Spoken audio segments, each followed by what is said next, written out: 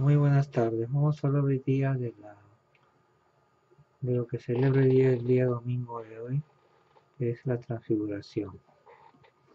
Es una parte muy importante para nosotros en nuestro estudio bíblico. Voy a leer el Evangelio de San Mateo capítulo 17, versículos del 1 al 9.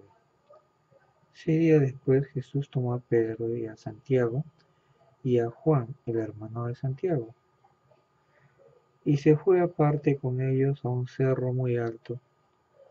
Allí, delante de ellos, cambió de apariencia de Jesús. Su cara brillaba como el sol, su ropa se volvió blanca como la luz. En esto vieron a Moisés y Elías conversando con Jesús. Pedro le dijo a Jesús: Señor, qué bien que estemos aquí. Si quieres, haré 3 chozas, una para ti, otra para Moisés y otra para Elías. Mientras Pedro, hablando, una nube brillante los envolvió en su sombra, y de la nube salió una voz que dijo: Este es mi Hijo amado, a quien he elegido, escúchenlo. Al oír esto, los discípulos se postraron con la cara en tierra, llenos de miedo. Jesús se acercó a ellos, les tocó y les dijo: Levántense, no tengan miedo. Y cuando miraron, ya no vieron a nadie, sino a Jesús solo. Es palabra de Dios, te alabamos, Señor. Gloria a Dios, gloria a ti, Señor Jesús. Acá vamos a ver una explicación muy somera de lo que significa la palabra, ¿no? Jesús escoge a 3 discípulos a una montaña alta. Esta montaña alta estamos haciendo referencia también al Sinaí, cuando Moisés es llamado por Dios a la montaña del Sinaí. Si estamos hablando de una manera un poquito escatológica, donde los hechos se suceden sin importar el tiempo, ¿no? Vamos a ver que se están cumpliendo las escrituras. Este es el monte Tabor. El monte Tabor es donde Jesús sube con los discípulos. Eran 3 a los que él había escogido, y vamos a ver que aparte de ello, Jesús tiene una cara resplandeciente como el sol, dice. Si vemos la palabra en el Evangelio es un sinónimo de mensaje. Un mensaje que es para que nosotros mejoremos, cambiemos y sepamos qué es lo que Dios quiere de nosotros. El mensaje que puede darnos acá es un mensaje que tiene historia, no solamente un cuento ni una parábola. Es un mensaje que tiene historia, que enseña algo, ¿no? Jesús da cumplimiento a las escrituras y da la nueva interpretación al Antiguo Testamento, que bajo por el cual nadie podría haberse salvado. Recuerden que todos los que murieron bajo la ley de Moisés estaban condenados igualmente que nosotros, y condenados esperando hasta que ese Jesús venga, nos redima y los saque a ellos de ese estado. Por eso Jesús bajó a los infiernos, pero no se podría decir a los infiernos, sino bajó a sacar los espíritus encarcelados de todos los profetas y de toda la gente buena que no pudo salvarse porque no pudo cumplir la ley de Moisés a cabalidad. Ni el mismo Moisés pudo cumplir. Recuerden ustedes que ni siquiera Moisés pudo cumplir en ver la tierra prometida por haber dudado del Señor en el agua, ¿no? A la hora de tener fe que de la roca iba a salir el agua, ¿no? Entonces, acá vemos representaciones. ¿Qué representaciones tiene cada parte de la palabra exegéticamente? Y después vamos a ver qué representación tiene para nosotros de una manera hermenéutica mente. O sea, hermenéuticamente quiere decir qué mensaje nos da hoy en día y exegéticamente qué significaba cada cosa que el Señor hablaba en ese tiempo para ellos, que son partes muy importantes. Vemos acá. Jesús brilla la cara como el sol. El sol es el símbolo de la luz y la luz es el resplandor del Señor. En ese momento, cuando habla de que el sol, la cara de Jesús, se transforma como un sol resplandeciente, recuerden Hebreos 1, Jesús, Cristo es el resplandor viviente de lo que el mismo Dios es. Entonces, en ese momento, el sol representa a Dios. Jesús está dándose a conocer no solamente en su parte humana, sino en su parte divina. Está mostrando sus dos estados o personificaciones. La personificación divina de los apóstoles. El Señor está hablando a través de Jesús y está diciendo que Jesús es Dios. Jesús se está convirtiendo en ese momento en un cuerpo humano y glorioso divino. También dice que sus vestiduras se volvieron más blancas que la nieve. Vayamos nosotros a Salmo 53, donde dice, rocíame con hisopo y seré más blanco que la nieve. Límpiame con hisopo, ¿no? Límpiame de mis pecados, Señor, ¿no? Ahí la blancura del vestido de Jesús, que dice de ser de un blanco tan profundo que resplandece, da a entender su pureza. La pureza de Jesús, de Dios, que nadie la puede tener, demostrando su divinidad, la parte divina del Señor, la parte inmaculada, totalmente inmaculada. Ya tenemos dos representaciones. Vayamos a otra representación.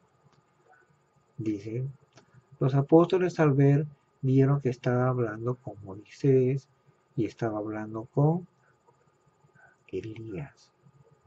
Pero Elías y Moisés ya habían muerto hace tiempo. ¿Quién tenía fotos de Elías? Por Dios, no existía la fotografía en ese tiempo.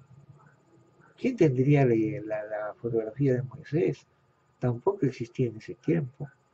Si nosotros nos remontamos a los hebreos antes del exilio y después en tiempos cuando estaban en Egipto, ¿no? Ellos creían en la reencarnación, ¿sí? Hasta que Moisés les dice que no, ¿no? O les da a entender que no, que hay un solo Dios. Entonces, hasta cierto tiempo, los judíos creyeron en este tipo de cosas. Pero acá no se trata de esto. Acá se trata de que Jesús está haciendo resucitar a Moisés. Y Moisés representa la ley. Es otro punto más en la ley que nos quiere dar a entender Jesús en la ley, que Él es la ley. Él está hablando con la ley. Él se está presentando gloriosamente y divinamente en cuerpo y alma y glorioso divino con la ley de Moisés. Está hablando con Moisés. ¿Y por qué Elías? ¿Cómo pueden ellos aseverar que ha sido Elías? Porque ellos creían en la resurrección, que iba a venir alguien que los iba a resucitar. Entonces, resucita Moisés y Elías nunca murió. Elías fue llevado al cielo, recuerden. Fue llevado en un caballo, ¿no? Y desapareció en el cielo. ¿Qué dice San Malaquías? ¿Qué dice Malaquías en el Antiguo Testamento? Elías fue uno de los más grandes profetas del Antiguo Testamento y habla mucho de que Elías, un gran profeta, iba a ser la persona que iba a regresar del cielo a poner el orden divino para la venida del Mesías. Por eso justamente a San Juan el Bautista le preguntan, ¿tú eres Elías? Y San Juan dice, no, yo no soy el Mesías. Entonces acá vemos otra figura, ¿no?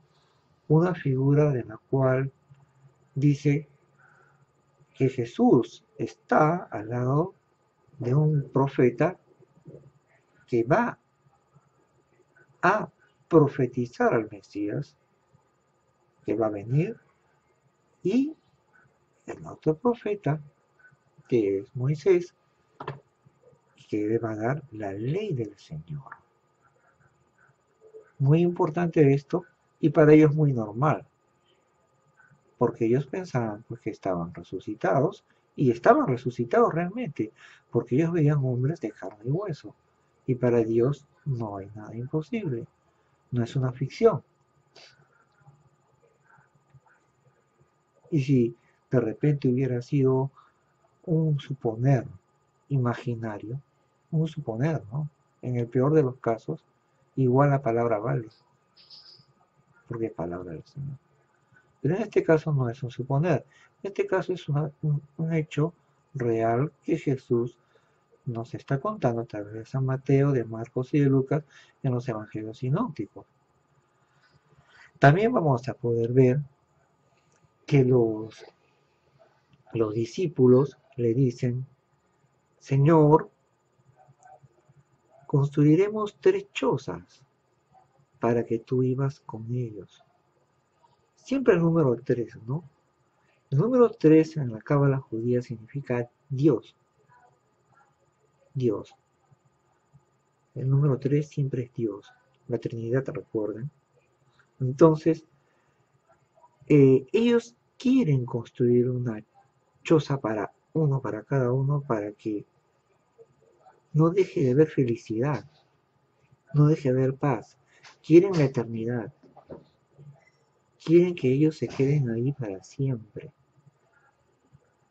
Pero de repentinamente, cuando ellos están hablando, una nube se posa. Toda nube en la palabra del Señor significa la presencia del Señor.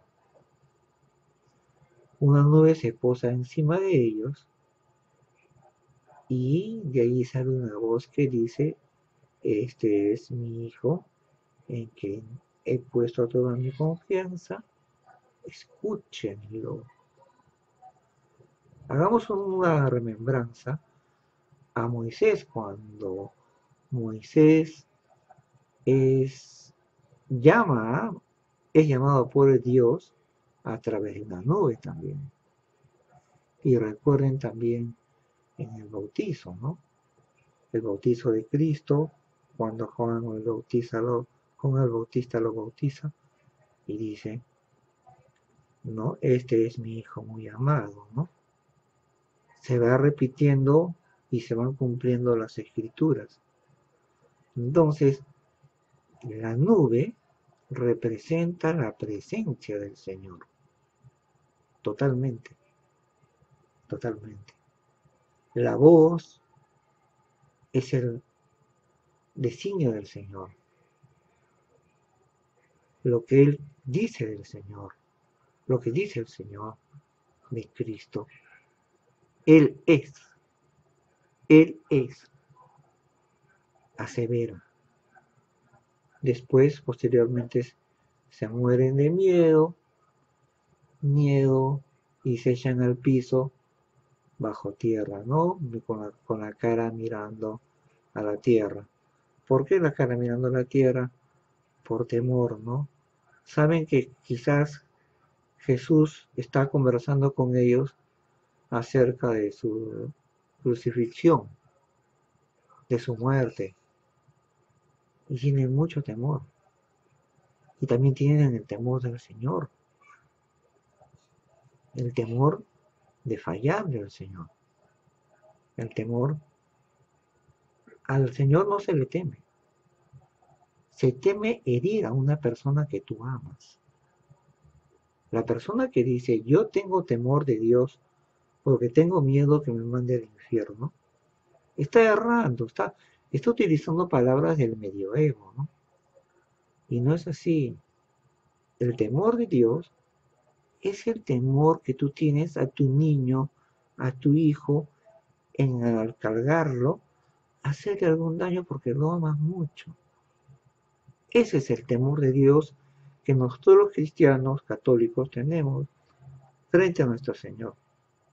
Temor de causarle alguna molestia, algún mal, algo que Él lo fastidie, pero no por temor a que nos castigue, sino por temor a que Él se incomode. Pues ese es el amor perfecto. Entonces ellos siguen atemorizados, ¿no? Hasta el momento en que Jesús les pone la mano, ¿no? Probablemente les pone la mano en el hombro y le dice, no se preocupen, levántense, y el Señor los levanta, se hacen que se levanten, ellos dejan de ver la visión, como dicen que han visto visión, y ya no hay nadie, ¿no? Todas estas son representaciones figurativas, y esto se puede explicar en la Biblia en todas sus partes. Estas cosas nos hacen a nosotros entender mejor la palabra del Señor. Mejor. Por eso muy importante es estudiar profundamente la palabra y no simplemente como un cuento. Porque si estudio la palabra como un cuento nada más, no voy a poder saborear lo que quiere el Señor de mí. ¿Cómo puedo ser franciscano si no conozco a Cristo? Es imposible. Francisco dijo, no me pidan regla. Pidan, conozcan el Evangelio, ahí está todo. Francisco no se fue a escribir franciscanismo. Si ustedes ven todas las admoniciones, en todas las admoniciones están las palabras del Señor. Entonces, hermanos franciscanos, o de cualquier orden que sean y que me escuchen, si no tenemos a Cristo por cabeza, no tenemos a nadie. Y somos, como dice el hermano Peregrino Gris, una fantochada, un pietismo engañoso, que Francisco en su bula, en la regla no bulada, dice, hay mucha gente acá que por pietismo cree que se va a salvar. Y es una mentira, no se van a salvar. Para que exista la fraternidad, tiene que haber un profundo conocimiento del Señor. Saber quién es profundamente, es algo interno entre tú, íntimo en Él. Pero no solamente el deseo, sino tienes que estudiar, tienen que enseñarte. En la palabra dice, ¿cómo yo puedo aprender si no hay quien me enseñe? Y en otra parte de la escritura dice, ¿cómo recuerda que tú desde niño aprendes las escrituras? Claro, en ese tiempo aprendían, porque la aprendían cantando. cantando y recitando, ¿no? Como Moisés. Entonces, hermanos, no se puede decir pues yo creo, no basta decir yo creo, porque hasta los demonios creen, hasta los demonios creen, hasta los demonios tienen fe. En la fe creen que Dios existe y lo desafían.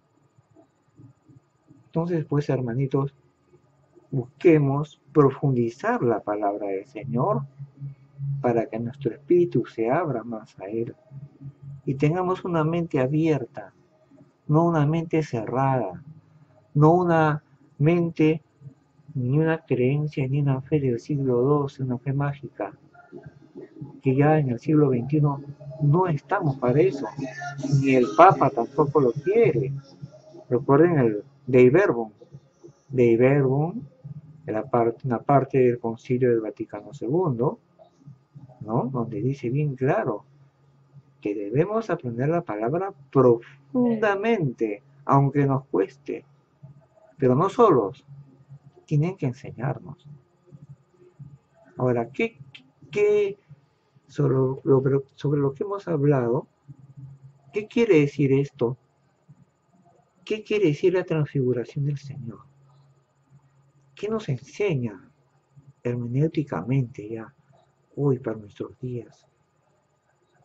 Jesús en la transfiguración demuestra a los hombres, digo los hombres, porque los apóstoles representan a los hombres, a nosotros, los humanos con todos nuestros errores y nuestras debilidades y nuestras potencialidades. Él demuestra en la transfiguración que Él es el mismo Dios y pone las señales del Mesías, las señales de la ley, las señales de Dios y muchas cosas más, ¿no? La resurrección, cómo va a ser en tiempos futuros nuestra vida de carne y hueso. Entonces, hermanos, nos enseña de que Dios se hace hombre a través de Cristo, su Hijo, que existió, no creado, mas engendrado, y que Él, nuestro Cristo Jesús, demuestra en ese momento que Él es el verdadero Dios y que Él está a nuestro lado ahora, hoy, mañana y siempre, y que hasta por la eternidad siempre lo estará. Por eso el día de hoy, domingo, es un día muy importante al cual debemos guardar mucha veneración y mucho respeto. Espero que les haya gustado y si tienen alguna pregunta pueden consultarme. Gracias.